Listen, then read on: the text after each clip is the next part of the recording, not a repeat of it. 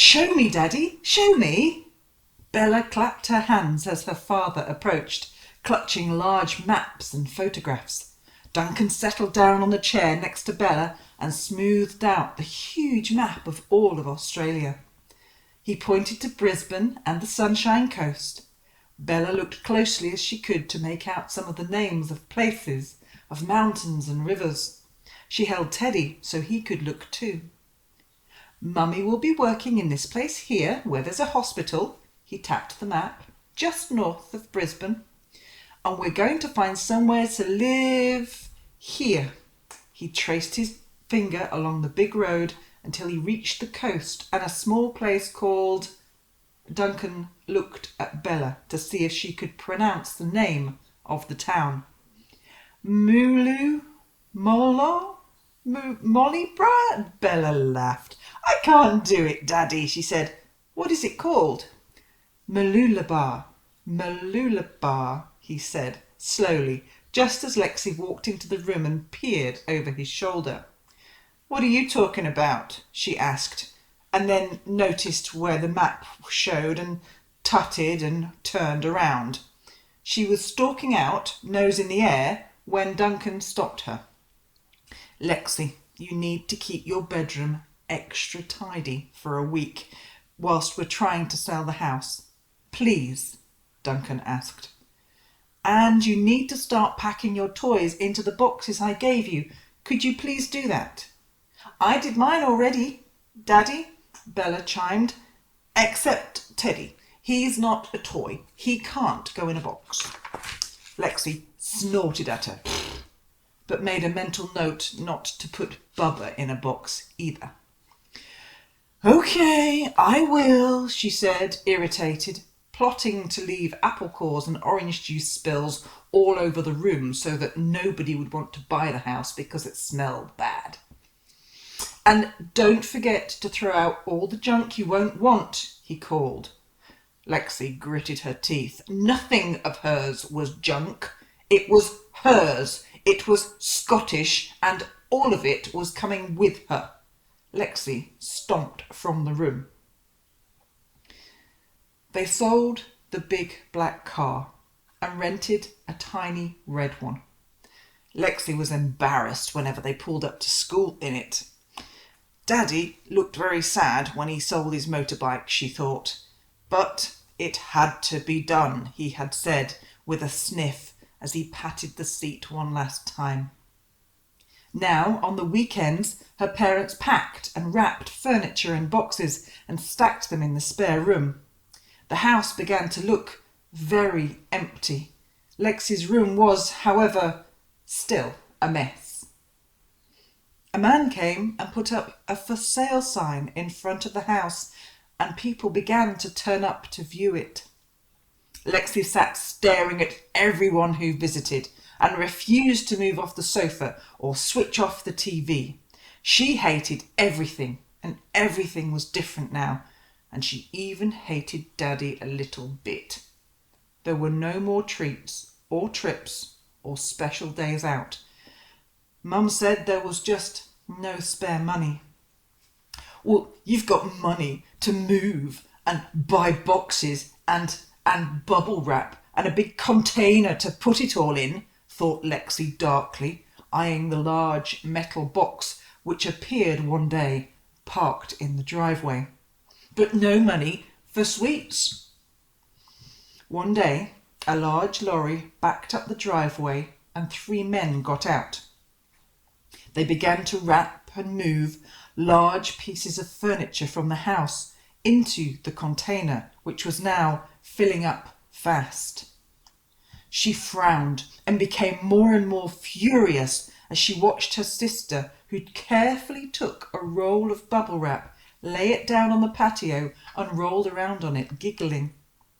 "That looks like fun," the removal men said, and they laughed as they wrapped her up completely, stuck it together with tape and rolled her around on the grass.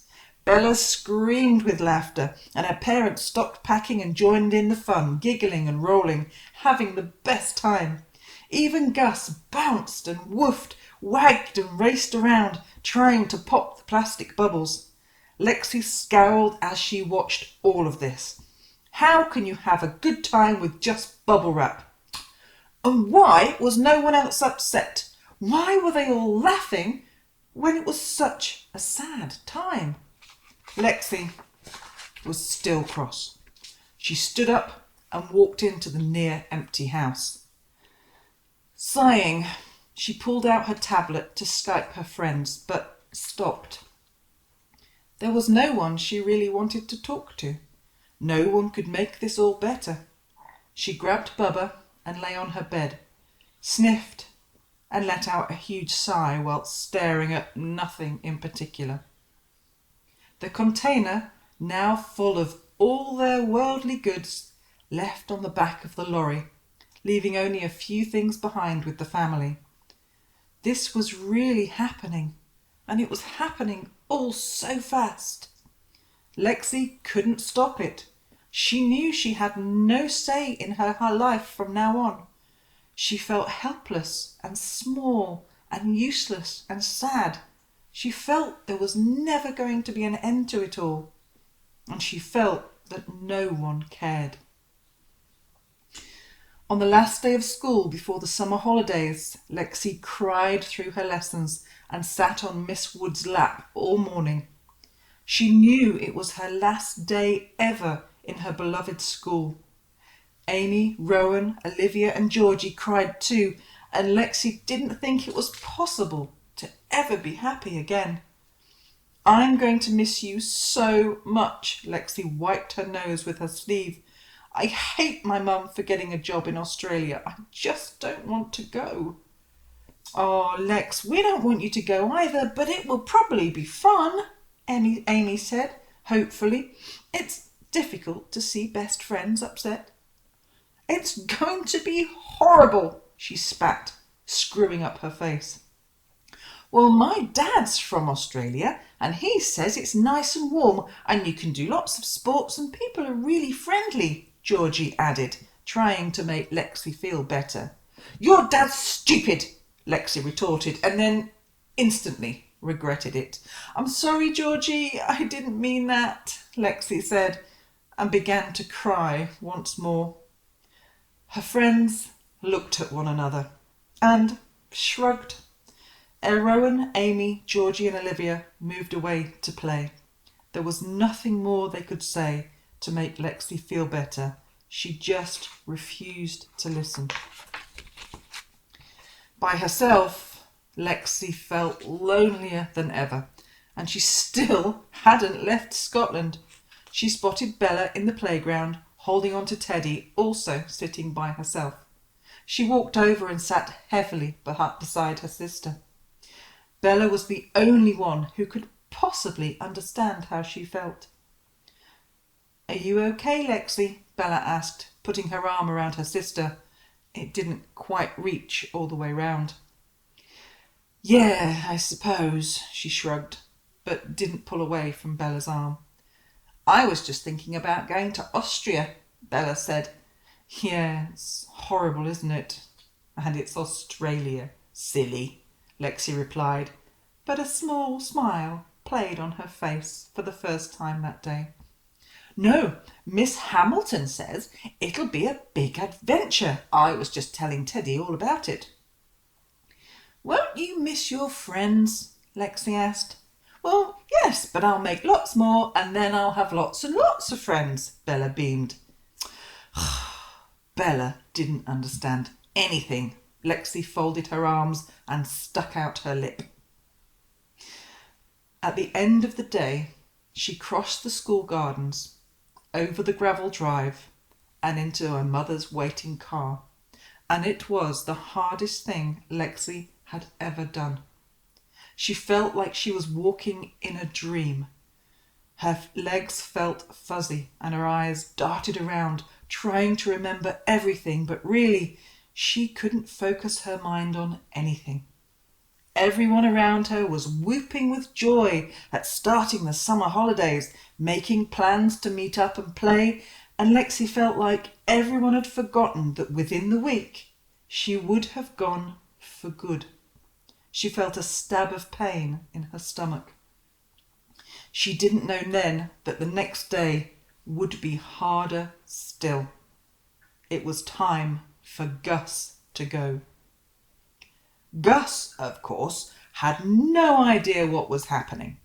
A van backed into the drive and a lady opened up the back doors to reveal a large cage within. The whole family went to stand outside and see the big mongrel off on his own epic journey. The dog whirled around and around in the driveway, enjoying all the attention with a tail which never seemed to stop wagging. The lady had a kind face and talked gently with Kate as Duncan brushed and patted the dog. She reassured them that Gus was in good hands and that he would be quite happy. Lexi wasn't so sure. Gus had never been in a cage before, and he certainly had never been on a plane or away from his family. "We will take excellent care of Gus, don't worry, Mrs. McGibbon," the lady soothed. "He'll be watched until he gets on the plane and will be checked once he reaches Dubai and again in Singapore. He will be fine." "I'm sure he will," Kate replied. "It's not really me who's worried." And she nodded towards Bella and Duncan, who were sniffing and wiping away their tears on the dog's fur. It was just too much for Lexi. She turned and fled into the house and threw herself on her bed, sobbing as if her heart would break. She always shouted at Gus or pushed him out of her room or said that he smelled. But if something were to happen to him on the trip... Lexi screwed up her eyes. She couldn't bear the thought of ever losing Gus. For 3 more days, the family rattled around in the big house with no furniture, no Gus, and only a few suitcases worth of clothes and toys. In the evenings, Daddy and Mummy danced together in the large, empty kitchen, whilst Bella wheeled around with Teddy, all listening to music coming from a little phone. The tiny sound was almost lost in the high-ceilinged room, and Lexi sat on the kitchen counter and could almost see the music disappear into the air. She was going to miss this house so much. Then it was time. It was the day Lexi was dreading. They were leaving Scotland for good. Lexi walked around the house in tears, saying goodbye to rooms and to trees and cupboards and flowers like they were old friends. She touched windows and stood looking out of her bedroom window. She wanted to remember this view forever. A taxi drove them to the airport and dropped them off under a cool summer rain shower. Duncan pushed the luggage on a trolley to the check-in desk, whilst Lexi and Bella looked around themselves. Even a small airport like Edinburgh was a scary place for 2 small girls. As they climbed the escalator and stood in the very spot where they'd left Mummy all those weeks ago, her parents hugged Grandma and Grandpa, who were already there, waiting to see them off. "Now don't you fret," Grandpa said. "We'll visit in a few months' time. It'll be like one long holiday for you girls, so you make sure you enjoy it." He held out his big arms for a cuddle, and both girls put their arms around him. "Now you take care of your Mummy," Grandma said, kneeling down to look at them both. "And here, take this," she whispered, winking. Lexi and Bella looked at the bag Grandma had slipped to them. It was full of magazines and sweeties and treats, enough for 3 trips to Australia. Lexi grinned, despite her sadness, and hugged Grandma. But then the tears began again. They moved through the security area and onto the gate. It was a whirlwind of activity, and Lexi could not quite take it all in. They were leaving. It was real. They boarded the plane in a crush of bodies, all trying to find their seats. It smelled stale and a bit sweaty, like the locker rooms at school, and the air was chilly and dry. Lexi sat by the window and looked out. She allowed her mother to take her hand. Then, as they rose through the air, with the Firth of Forth beneath them, Lexi took one last look through the clouds at the landscape below. Sadly, and with tears falling down her red cheeks, Lexi McGiven said goodbye to Scotland.